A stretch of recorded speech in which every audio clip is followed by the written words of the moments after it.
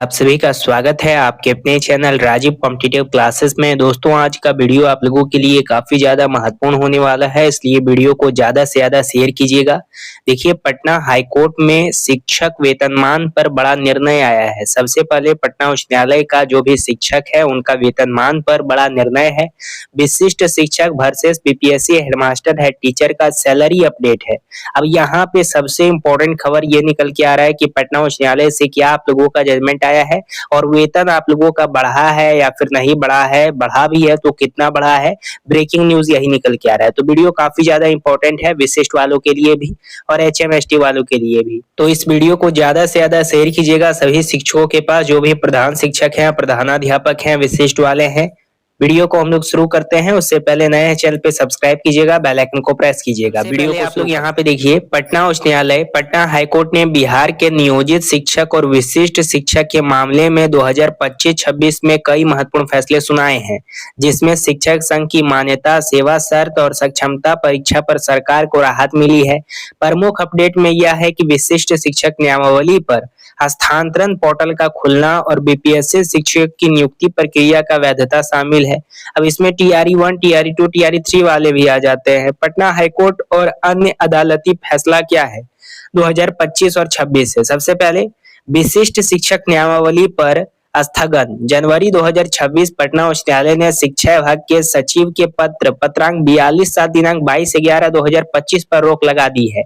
यह पत्र बिहार विशिष्ट शिक्षक नियमावली 2023 के प्रावधानों के तहत शिक्षा की वरिष्ठता से संबंधित था। सबसे पहले मैं बता देना चाहता हूं आप लोगों को कि आप लोगों के लिए न्यायालय तो खुला हुआ है, आप सरकार के खिलाफ भी केस कर सकते हैं। तो इसी संदर्भ में सरकार के द्वारा कई सारा ऐसा फैसला लिया गया था जिसके तहत जो शिक्षक थे वो उनसे असंतुष्ट थे। इस कारण से कई सारे शिक्षक पटना उच्च न्यायालय में जाकर के केस कर दिए। उसके बाद फिर जो सरकारी वकील थे वो केस जीत गए और उनके पक्ष में यानी जजमेंट आया, यानी सरकार के पक्ष में आया। यहाँ पे देखिए सबसे इम्पोर्टेंट है, अब जैसे कि कई सारे जो शिक्षक थे उनका ये दावा था, विशिष्ट का जब वैकेंसी आया था तो उस समय कई सारे शिक्षक कर रहे थे कि हमको परीक्षा नहीं देना है, हमको ऐसे ही राजकर्मी का दर्जा दे दो, और उन्होंने जाकर के पटना उच्च न्यायालय में केस कर दिया। तो सरकार भी केस किया।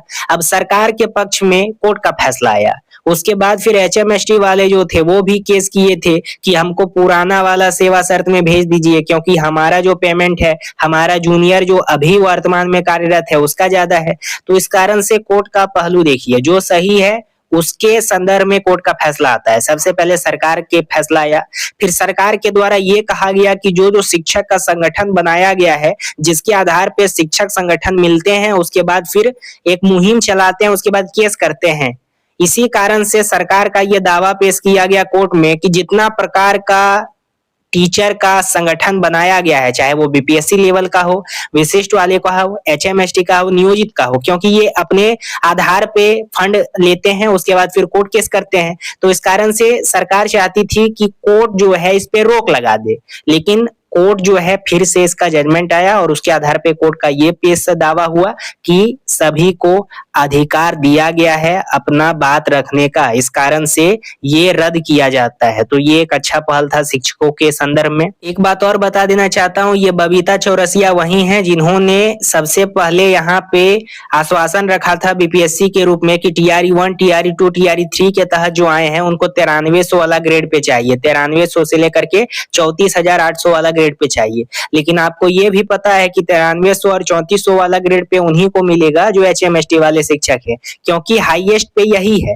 अभी टीआरई 1, टीआरई 2, टीआरई 3 वाले जो है वो 23 में आए हैं, 24 में आए हैं और 25 में आए हैं, और एचएमएसटी लगातार 10 साल, 12 साल से या 15 साल से टीचर के रूप में कार्यरत हैं। इस कारण से अगर पे कमीशन आपको दिया भी जाता है ना, तो पे मैट्रिक्स टेबल के आधार पे या पे कमीशन का जो टेबल है उसके आधार पे लेवल 4 से आपका पेमेंट शुरुआत होता है, यानी 2400 ग्रेड के रूप में। तो 1 to 5 को 2400 ग्रेड के रूप में मिलेगा। उसके बाद फिर जो 6 to 8 वाले हैं उनको 2800 ग्रेड के रूप में, 9, 10 वाले हैं उनको 4800 ग्रेड के रूप में, 11, 12 वाले हैं 5400 ग्रेड के रूप में। उसी प्रकार से एचएमएसटी वाले हैं जिनको 9300 से लेकर के 34,800 वाला ग्रेड पे मिलेगा। तो बीपीएससी वाले को भी 9300 वाला ग्रेड पे मिलेगा, लेकिन किसको? जो 9, 10, 11, 12 में कार्यरत है, ना कि 1 to 5, 6 to 8 वाले का। बीपीएससी शिक्षक बहाली पर फैसला। दिसंबर 2025 पटना उच्च न्यायालय ने बीपीएससी टीआरई परीक्षाओं में किसी भी प्रकार की प्रयोगात्मक दृष्टि को खारिज कर दिया और नियुक्तियों को सही ठहराया। शिक्षक ट्रांसफर भी है। अगस्त-नवंबर 2025 सरकार ने शिक्षकों के म्यूचुअल ट्रांसफर के लिए ई शिक्षा पोर्टल खोला। वेतन भुगतान का निर्देश। अक्टूबर 2024 कोर्ट ने स्पष्ट किया कि दस्तावेज जमा न करने के बहाने शिक्षकों का वेतन नहीं रोका जा सकता अगर वे ड्यूटी पर हैं तो। उसके साथ हेडमास्टर बहाली नियमावली को मंजूरी। फरवरी 2025 कोर्ट ने 2024 के नियमावली के तहत हेडमास्टर परीक्षा को सही ठहराया, जिसे शिक्षकों को परीक्षा देने के लिए कहा गया था। अब यहाँ पे संबंधित मुख्य समाचार क्या है 2026 के आलोक में। वेतन संरक्षण 2026। 7वें वेतन आयोग के अनुसार प्राथमिक शिक्षकों का मूल वेतन 25,000 से लेकर के वरिष्ठ माध्यमिक शिक्षक का 32,000 तक है। यह जानकारी उपलब्ध खोज परिणामों पर आधारित है, जिससे परिवर्तन संभव है। पटना उच्च न्यायालय हाईकोर्ट ने बिहार के प्रधान शिक्षक, हेडमास्टर और प्रधानाध्यापक हेड टीचर की नियुक्ति प्रक्रिया से संबंधित याचिकाओं में 24-25 के दौरान कई महत्वपूर्ण आदेश दिए हैं। न्यायालय ने मुख्य रूप से 24 के नियुक्त नियमावली को सही ठहराया हुआ, परीक्षा के माध्यम से बहाली को बरकरार रखा है और 2006 और 2020 के बीच नियुक्त शिक्षकों के लिए समान नियम लागू किए हैं। सबसे पहला पॉइंट यह है एचएमएसटी के लिए। पटना उच्च न्यायालय के मुख्य अपडेट क्या है 25 से 26 लेकर 2024 के लिए जो नियम वैध है। पटना हाईकोर्ट ने 24 के नियमावली के तहत प्रधान शिक्षक भर्ती की प्रक्रिया में किसी भी खामी को नहीं पाया, जो कि आरटीआई अधिनियम 2009 के अनुरूप है। परीक्षा अनिवार्य। न्यायालय ने माना है कि याचिका केवल इस बात से प्रेरित थी कि पुराने शिक्षकों को अब परीक्षा में शामिल होना पड़ रहा है। कोर्ट ने इसे सरकारी शिक्षा मानकों की सुधारने के लिए सही कदम माना है। प्रभारी शिक्षकों पर राहत। कुछ रिपोर्ट के अनुसार हाईकोर्ट ने अंतरिम आदेश में प्रभारी हेडमास्टर हेड टीचर के पद पर बने रहने से जुड़ी याचिकाओं पर विचार किया है, जो बहाली प्रक्रिया के बीच एक बड़ी राहत मानी जा रही है।